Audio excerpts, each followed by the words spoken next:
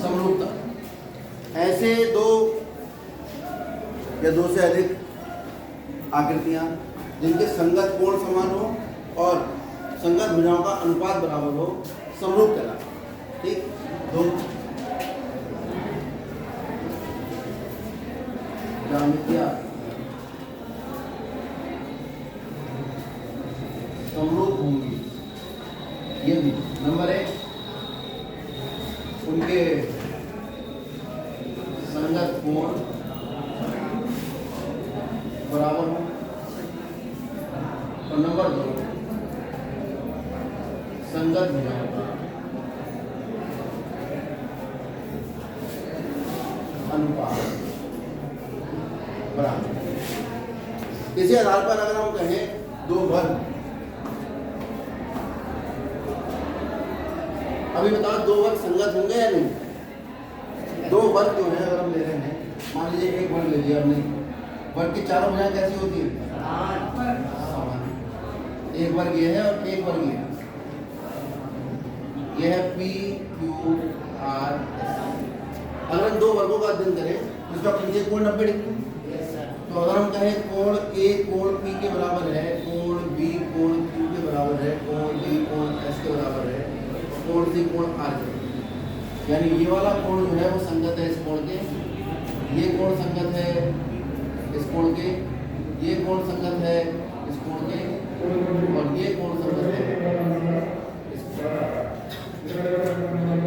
साथ साथ अगर मैं देखूं तो इन दोनों कोणों को धारित करने वाली जो भुजा है वो है एबी, बीसी, सीडी, एडी। संगतता कैसे देखी जाएगी? ये कोण इसके बराबर, ये कोण इसके बराबर, ये भुजा पर ये दोनों कोण बन रहे हैं, ये भुजा पर ये दोनों कोण बन रहे हैं। ठीक है, तो हम देख रहे हैं ये, तो ये वाली भुजा संगत हो गई, ऐसे ही ये वाली भुजा संगत हो गई इसकी, क्योंकि ये कोण इसके बराबर, इस भुजा पे ये दो कोण बन रहे हैं, इस भुजा पे दो कोण बन रहे हैं, ये इसके बराबर ये। ऐसे ही ये वाली भुजा संगत हो जाएगी इस भुजा की, और ये वाली भुजा संगत हो जाएगी। अब इसको हम दिखाएंगे कैसे? अनुपात को ए बी बटे पी क्यू बराबर बी सी बटे क्यू आर बराबर सी डी बटे एस आर बराबर ए डी बटे सी डी बटे एस आर बराबर ए डी बटे पी। अब क्योंकि अगर इसकी भुजा में x मान लो और इसकी a मान लो तो सबका अनुपात x बटे a, x बटे a, x बटे a हुआ है नहीं, तो ये सारे आपस में बराबर हो गए। इसका मतलब जब भी आप दो वर्ग लेंगे वो कैसे होंगे आपस में? समरूप। देखने में कैसे होंगे? एक जैसे। हम साधारण भाषा में क्या कहते हैं? हमारा फोटो और जो हम हैं वो एक जैसे। कैसे पता लगता है? आप और ये अलग अलग हैं, कैसे पता लग रहा है? आपके नाक की लंबाई अलग है, मुंह की लंबाई अलग है, आंखों की लंबाई अलग है, कान की लंबाई अलग है। अगर दोनों की जो लंबाइयाँ हैं, नाक, कान, आँख, मुंह, होठ, सबकी लंबाई अगर बराबर होती तो दोनों कैसे होते? हम सकल। और जब हमने इनका फोटो खींचा तो फोटो में इनकी जो मुंह की लंबाई थी वो उसी अनुपात में छोटी हुई। ठीक है, तो आपका फोटो कैमरे से जो खींचता है वो आपका फोटो खींच के आपका ही होता है, इनका नहीं होता। उसका कारण है आपके मुंह की जो लंबाइयाँ चौड़ाइयाँ हैं पूरी, आपने देखा होगा ना मुंह पे वो फेस बन के आ जाता है रेक्टेंगल, वो आपके मुंह की लंबाई चौड़ाई नापता है, नाक का नाक। आप सोचो कि फोटो खींच के अलग अलग कैसे हो जाते हैं? एक ही कैमरे से फोटो खींच रहा है, शक्ल अलग अलग कैसे हो जा रही है? इनका खींचा तो इन्हीं की शक्ल आ रही है, इनकी नहीं आ रही। रीजन क्या है उसका? उसमें जो माप आ रही है निकल के, इनकी और उस फोटो में जो माप है, उन सब मापों का जो अनुपात है वो निश्चित है, तभी समरूप हो सकती है। ठीक है, जो कोण जहां से भी बन रहे हैं वो असंगत कोण भी आपस में बराबर है। कभी कभी आपने मूवी वगैरह में देखी होगी तो इस तरह का कुछ जाल बन के आ जाता है चेहरे पे, इस तरह से जाल बन के आता है चेहरे पे, देखा है नहीं? कैमरे से जब वो देखता है जाल बन के आता है, तो वो जाल करता क्या है? आपके चेहरे को त्रिभुजों में बांट देता है, त्रिभुजों में, रेक्टेंगलों में, और फिर उनकी समरूपता का अध्ययन करता है। जो सॉफ्टवेयर काम करता है, दंगा करने वाला है, पत्थर मार रहा है, उनका फोटो खींचा और कैमरे ने उनका फोटो खींच लिया। अब उनको पकड़ कैसे रहा है? वो उनके चेहरे से समरूप चेहरे तलाश रहा है, एक जैसे चेहरे तलाश रहा है। उसमें ट्रायंगल, उसके चेहरे की जो माप है, उस चेहरे की माप जैसे उसने जितने भी चेहरे अवेलेबल थे वो निकाल के दे दिए। बोले भैया इनका जो त्रिभुज के जो कोण बन रहे थे चेहरे के, वो त्रिभुज के कोण इनके कोण के बराबर आ रहा है।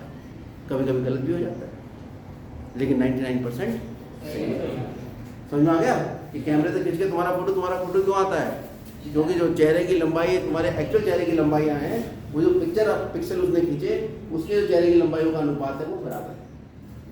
आपके फोटो के चेहरे के नाक की और आँख की लंबाई का अनुपात इनके फोटो के चेहरे की नाक की लंबाई और अनुपात बराबर नहीं होगा, इसीलिए आपका फोटो अलग और इनका फोटो अलग। ये है समरूपता का कितना गहरा कंसेप्ट। ये जब आप इंजीनियरिंग पढ़ेंगे कंप्यूटर साइंस वगैरह, वहाँ जाके आपको काम आएगा। चलो, सारे व्रत कैसे होते हैं? सारे व्रत है, उसमें तो कोण ही नहीं है, लेकिन हाँ उसमें भुजा के नाम पे त्रिज्या होती है। ठीक है, तो त्रिज्या को अगर हम भुजा मान लें तो अगर अनुपात निकालें त्रिज्या का दो वृत्तों का तो कैसा आएगा? सारे वृत्तों का अनुपात निकालें तो उसमें तो एक ही भुजा है, तो अनुपात का कोई सिस्टम ही निकल के नहीं आया। और सारे जो त्रिभुज हैं उनमें सब में एक से कोण बनना है, तो केंद्र पे 360 डिग्री कोण बनना है। दुनिया के सारे व्रत कैसे हैं? सारे त्रिभुज कैसे हैं? ना, त्रिभुज समरूप नहीं है। किसी में भुजाओं का अनुपात बराबर होगा, किसी में भुजाओं का अनुपात बराबर नहीं होगा। लेकिन अगर विशेष तौर से हम बात करें इसकी समबाहु त्रिभुज, समबाहु त्रिभुजों में प्रत्येक कोण कितने डिग्री होता है? 60 डिग्री। दूसरा छोटा वाला समबाहु त्रिभुज आ गया, ये आ गया PQR और ये आ गया ABC। इसका कोण 60, ये 60 के बराबर, ये वाला कोण इसके बराबर, ये भी 60 और ये वाला 60 जो है वो भी इसके बराबर। ये तीनों कोण आपस में बराबर हैं, दोनों त्रिभुज कैसे हो गए? यानी दुनिया के सारे समबाहु त्रिभुज आपस में कैसे होते हैं? ठीक है, बाकी के त्रिभुजों के बारे में हम जो अध्ययन करेंगे वही हमारा हाई स्कूल का सिलेबस है। समबाहु तो समरूप है, लेकिन समद्विबाहु हो गए, राइट एंगल यानी समकोण त्रिभुज हो गए, विषमबाहु त्रिभुज हो गए, बाकी दुनिया के जितने भी त्रिभुजों का जो अध्ययन है, समरूपता कैसे उनके अंदर होती है, उसी का अध्ययन आपका हाई स्कूल का सिलेबस है। आपके हाई स्कूल के सिलेबस में त्रिभुजों के अलावा और कोई समरूपता नहीं। समरूपता का कंसेप्ट आपके कोर्स में है कि भाई समरूपता होती क्या है, वो आपने समझ लिया कि भुजा संगत कोण बराबर होंगे और भुजाओं का अनुपात। संगत का मतलब है कि एक त्रिभुज में एक अगर आकृति है, चाहे वो चतुर्भुज है, उसमें एक कोण 85 डिग्री है, तो दूसरे त्रिभुज में बहुत सारे कोण होंगे, 95 होंगे, 120 होगा, 35 होगा, उसमें एक कोण 85 होगा, तो 85 वाला 85 के संगत होगा, 110 वाला 110 के संगत, 35 वाला 35। संगतता का मतलब ये है जो बराबर है वो आपस में संगत है। संगत मतलब एक साथ होता है वैसे हम लोगों की भाषा में। अब हम देखो किताब के सवाल देखते हैं।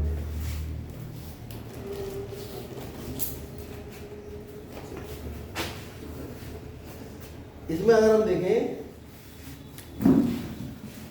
पेज नंबर 133 पे, पुरानी किताब की बात कर रहा हूँ।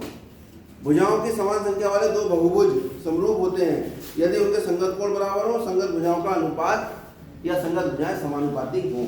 यह आपको मिल जाएगा। आगे बढ़ जाइए, पिछला वाली पे आ जाइए। 6.1 सभी व्रत होते हैं सर्वांगसम या समरूप। सर्वांगसम आपने पढ़ा है कक्षा 9 में।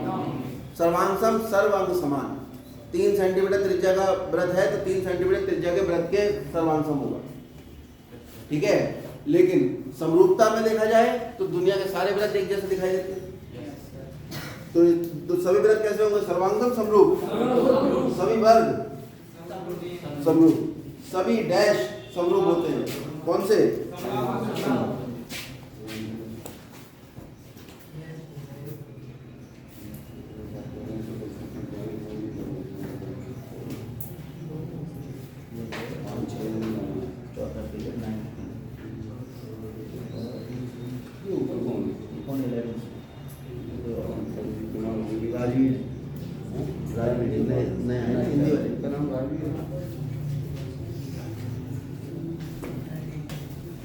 हाँ भाई, क्या बता रहे?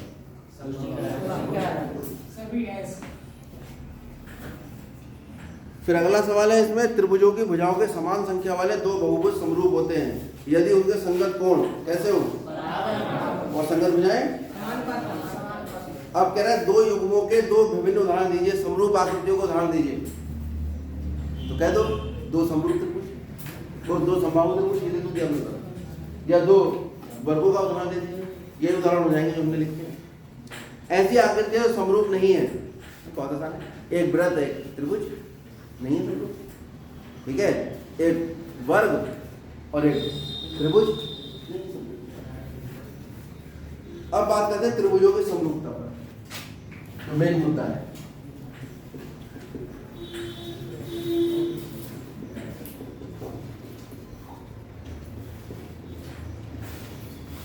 सिमिलैरिटी इन ए ट्रायंगल, दो त्रिभुज समरूप होते हैं, समरूपता की परिभाषा नहीं बदलेगी।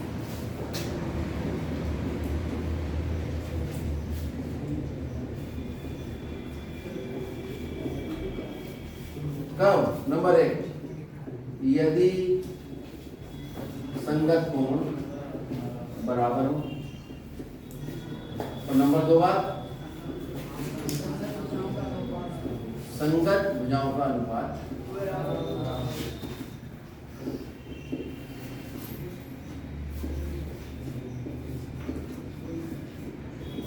समान हो। अब इसे हम गणितीय रूप से कैसे देखें, जो एक परिभाषा होगी। गणित है, एक त्रिभुज हमने ले लिया ए, दूसरा त्रिभुज हमने लिया पी। अब अगर कोण बी कोण क्यू के बराबर है, कोण सी कोण आर के बराबर है, और कोण पी कोण पी के, ठीक है। कोण ए बराबर है कोण पी के, कोण बी बराबर है कोण क्यू के, और कोण सी बराबर है कोण आर के, तथा दूसरी बात क्या है, संगत भुजाओं का अनुपात। संगत भुजाएं कैसे निकलेगी? बराबर कोणों के सम्मुख भुजा संगत भुजा।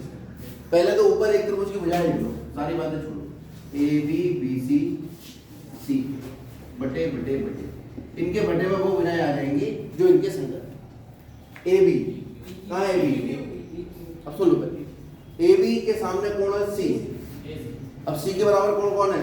आर। आर के सामने भुजा कौन सी है? क्यू। ऐसे बीसी, बीसी के सामने कोण ए, ए बराबर है पी के, पी के सामने भुजा क्यू आर। ऐसे ही अब कौन सा? सी है, सी है, बी के सामने है कौन सी? आर। अतः यदि ये स्थिति उत्पन्न हो जाए तो त्रिभुज एबीसी और त्रिभुज पी क्यू आर समरूप हो जाएंगे, और समरूपता का निशान है लेटर, ये समरूपता का निशान। सर्वांग समता का क्या होता था? इसके पीछे दो बराबर लगा, ये किसका निशान में आता था? सर्वांग समता। और अगर हम खाली ये निशान लगा रहे हैं, ठीक है। और देखिए आगे, ये तो हमने बहुत आसान बातों का अध्ययन कर लिया। इसी में अगर हम एक त्रिभुज ले लें पी क्यू आर, और एक त्रिभुज ले लें ए बी सी, इस बार क्या है, कोण P जो है Q C के बराबर है, कोण P कोण B के बराबर है, और कोण R, ये कहानी है, ठीक है। तो अब इसमें अगर हम देखें तो कोण P बराबर है किसके? कोण P बराबर है किसके? कोण B। कोण Q किसके बराबर है? और कोण R किसके बराबर? कोण R के। ठीक। तथा एक बात हमें और पता होनी चाहिए, संगत भुजाओं का अनुपात। यदि ये बात तो हमें मालूम है, P पहले एक भुजा लिख लो इसकी, पी क्यू क्यू आर, और कौन सी बची? आर। अब देखो पी क्यू ये है, पी क्यू के सामने कोण कौन सा है? आर। आर के बराबर कौन है? ए के सामने भुजा कौन सी है? क्यू आर, इसके सामने है पी, पी बी के बराबर है, बी के सामने कौन है? इसमें निशान लगा, सिंगल के सामने सिंगल, आसान हो जाता है, डबल के सामने डबल, और ट्रिपल के सामने ट्रिपल। लो संगतता तुरंत पता लग जाएगी, ठीक है। तो अब बताओ आरपी के नीचे कौन आएगा? आरपी डबल वाला है, कौन आएगा? आता है। अगर ये दो स्थितियां संतुष्ट हो गए तो त्रिभुज पी क्यू आर समरूप हो जाएगा। कौन सा त्रिभुज के? ये तो कर दे नंबर। आपको क्रम भी वही लिखना है जो संगतता बता रही है, ये ध्यान रखना। तो संगतता क्या बता रही है? पी किसके बराबर है? पी किसके संगत है? पी के। क्यू किसके संगत है? और आर किसके संगत है? ये खेल आपको हाई स्कूल में याद है, या तो वो ये देकर ये सब पूछ ले, ठीक है, या फिर ये सब देके ये लिखवा ले, और इसमें जांच लेगा कि आपके पास ये वाला कंसेप्ट है नहीं लिखने। जहां तुमने संगतता गड़बड़ करी 0 नंबर। इसलिए त्रिभुज का सवाल बच्चे करके आते नंबर 0 आ जाते हैं। उसका कारण ये संगतता क्रम ध्यान नहीं रखता बच्चा, A B C P Q R, A B C P Q R. आपको दिमाग खुला रखना है, दिमाग खुला रखोगे तभी दिमाग में चीजें आ पाए। ठीक, अभी इतना नोट करो, इसके आगे बात करो।